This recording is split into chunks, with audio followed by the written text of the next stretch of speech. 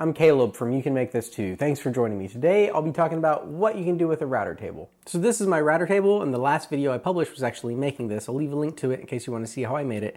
And it seemed like a good place to talk about what you can do with a router table. Now this video isn't how-to. I'm not going to show you how to do everything a router table can do like I just did in my machine substitution series. Instead, this is more for people familiar with router tables or know they exist, kind of new to woodworking. And you see them, but you wonder, okay, what all can they do? Do I need one in my shop? Do I want one in my shop? So I want to go through why I decided to build one and what they kind of offer to my shop. In my book, a router is a tool, but a router table is a machine, because I kind of draw the line at a tool is something that you take to your material to do work, whereas a machine is something where you take your stock to the machine and do your work. Now that can be a big advantage at a router table if you have small pieces you're working with, where it'd be really hard to find a way to hold that piece, and then if you just have a normal size router, negotiate a big old router around it. So how does that difference come in? Well, if you're dealing with small pieces especially, I find a router table to be a lot easier to do edge work and stuff, profiling that you might normally do with a hand router on a router table, because on small pieces it might be really difficult to find a way to clamp it and then take a full-size router and work it. It might just even be impossible depending on the size, especially say you want to put a chamfer inside of a disc or something like that. It's really easy to do with a router table and a bearing bit,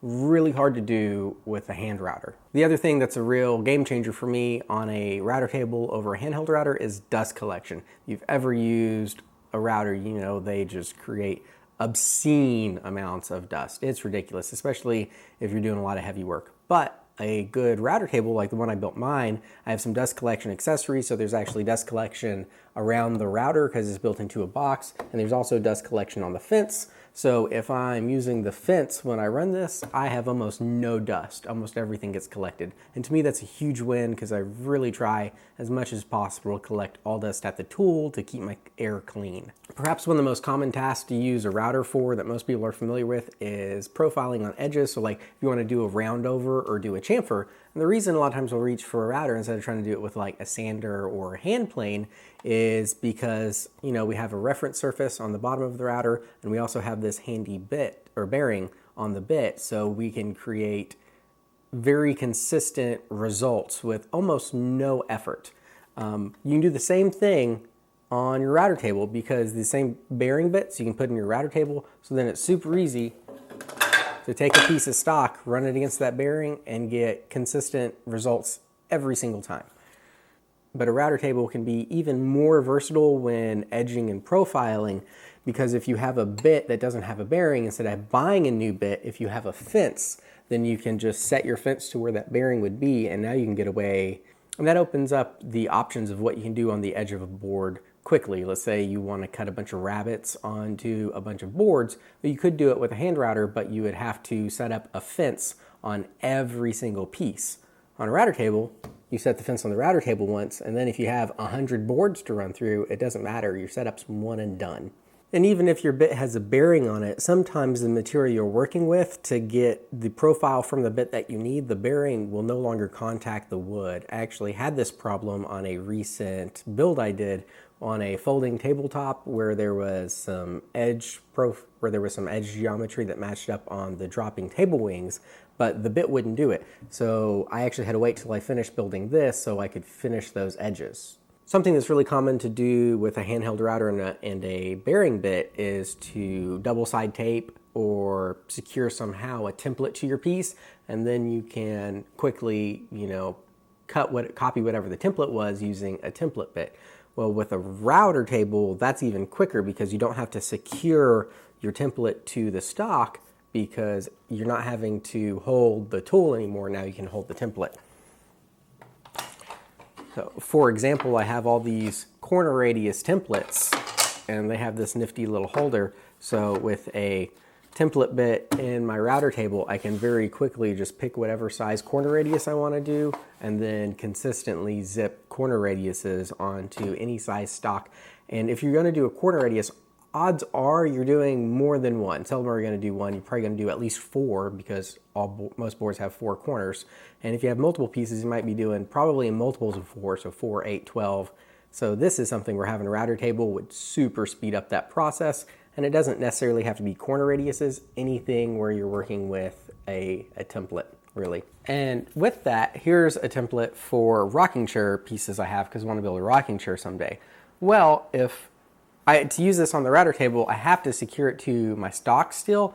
However, if I try to do this with a hand router, I would have to secure it to the stock because I have to hold the router. But then I'd also have to clamp this somehow because there's no way it's going to stay in place. And wherever I clamp it is going to be in the way of the router. So to successfully route out this template, I'd have to move my clamps multiple times for every piece. With a router table, once you have it set, you can just do it all in one go for each piece, which speeds things up. And there's something else really nifty that a lot of newer router fences can do that is really hard to do with a hand router, and that's jointing. These are two little jointer bars that came with my router fence, and I just loosen the first face and then stick these in here and tighten it down. And what that does is, with a straight cutting bit, makes this router fence act like a jointer. So if you have a router fence that you can put those type of jointer bars in, then you can edge joint boards really easy. So then you can get away without having a jointer if you have a planer. Because with your planer, you can plane your first face on a sled, then plane your second face, but then the trick comes in with edge jointing. Well, this lets you edge joint your first edge, then you can go to your table saw or wherever and get your second edge. So with a router table and a planer, it's really easy to get away with not having a jointer. Another nifty thing about the router table is all the cool jigs that are available for it. You can make your own or buy some. I have some from Rockler. They provided all the hardware for my table, as well as all these jigs. And this is a spline jig, so it helps you cut splines, which are a way to reinforce miter joint and also provide accent to boxes.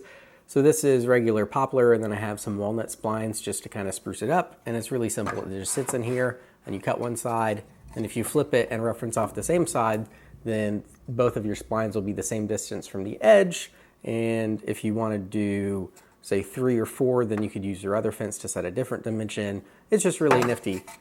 And here I kind of show the way I did it. You just cut a groove and then stick a piece of wood in there. Here is walnut that I didn't trim. Once it's in there, you just trim it off.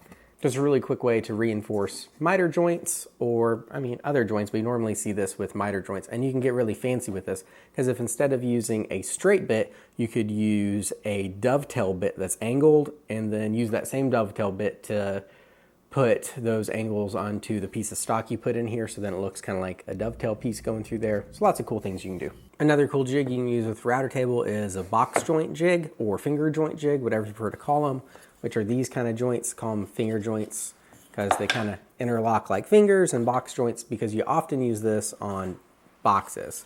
And this jig makes it super simple to cut these, which are a really strong way to join boxes, especially smaller ones where you're going to be using thinner material, so you wouldn't normally have a whole lot of glue surface. This adds a lot more glue surface and strength to your project. So one project that's really hard to do on any machine other than a router table or a shaper, which is kind of a souped up router table, is doors, especially frame and panel doors for cutting your rails and stiles. And this is a rail coping sled, and it's meant to ride against the fence, not in the track, but if I had the fence here, you couldn't see it. So the idea is this lets you clamp down your stock. It has a sacrificial board behind it to prevent blowout. You can run this along your fence and then safely cut profiles into the end of stock, which is something you would not want to try to do on narrow pieces of wood with a hand router without a whole lot of setup and really knowing what you're doing. And there you go. That's most of what you can do with a router table, or at least the most common things. If I missed anything, please let me know down in the comments below. The other nice thing about a router table is it gives you a place to store your routers and bits and everything. On the front of this, I have storage for my routers and jigs and bits and accessories and all that stuff, so it's really handy. And, who doesn't like having more tools and machines in their shops? In the description box below, you can find affiliate links to all the jigs I showed today. Rockler was kind and provided them all to me, but I'm not getting paid to pitch them to you or anything.